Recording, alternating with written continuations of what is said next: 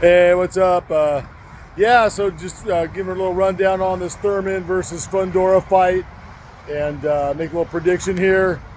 And yeah, I mean, I wouldn't really call this like a pay-per-view quality fight, because Thurman, I mean, the guy hasn't had like a real fight for a while, so I don't really see it being pay-per-view quality.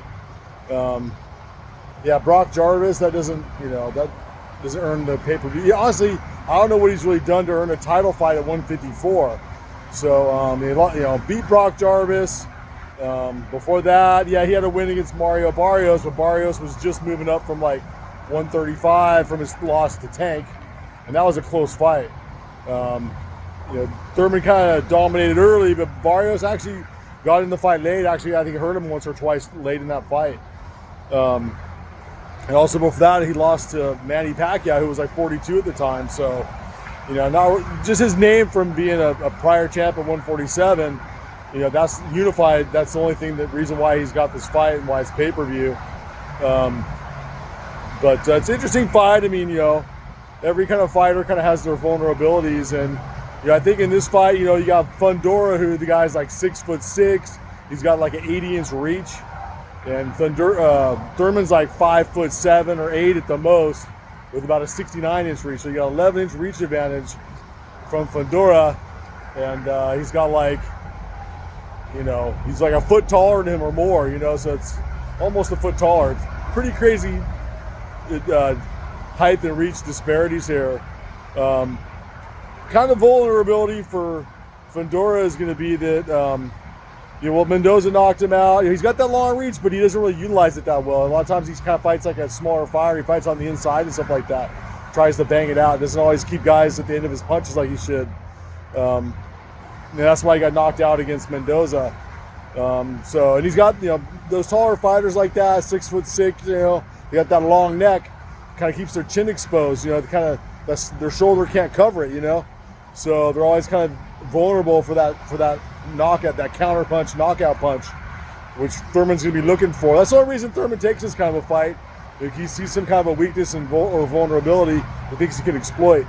But on the other hand, you got Fundora, who, he doesn't have he's got almost like Tommy Hearns like reach, but he doesn't have Tommy Hearns power. He usually gets guys out of there by volume.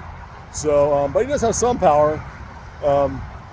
But that's his vulnerability is, his chin's always exposed and the smaller shoulders, And Thurman's vulnerability seems to be getting backed up. So Thurman struggled against Pac-Man. Pac-Man dropped him. I think it was like the second round, I want to say, as he had him backing up.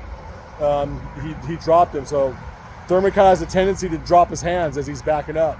Same thing happened when he fought Josesito Lopez. Got caught up against the ropes, getting backed up. Almost got knocked out in that fight. I think it was like the 7th or 8th round. That was actually a really good round for Josesito Lopez. And that's the thing, I think, it's a kind of a 50-50 fight. I would say I'd have to kind of lean towards Fundora, younger fighter, has been a lot more active. Thurman, honestly, it's hard for me to root for a guy who only fights once every 2.5 years. And he ducked a lot of guys, 147. He ducked the rematch with Danny Garcia, ducked the rematch with Sean Porter. He ducked Spence, definitely dunked any kind of fight with Crawford. So, fighting once every 2.5 years. I mean, back in the heyday of boxing, man, the guy, he wouldn't even be fighting for a title right now. That wouldn't even be a possibility. But just kind of times changed. But yeah, so I kind of see it more likely that Fundora, will get Keith backing up at some point in the fight. And, Keith's not going to be able to get past this guy backing up because, this guy can hit you from like the other side of the room, And so if that same scenario happens, I definitely see Keith getting knocked out if he tries to back up after, outside of punches after he's already been hurt. But he also has the ability to knock Fundora out with one of those counter punches if he can clip on the chin. So it should be a good fight. I don't see it going 12 rounds. I'd probably have to favor Thurman early, and then I have to favor Fundora late. So anyways, that's my prediction. Fight should be going off any minute here. Enjoy the fight, man. Peace out.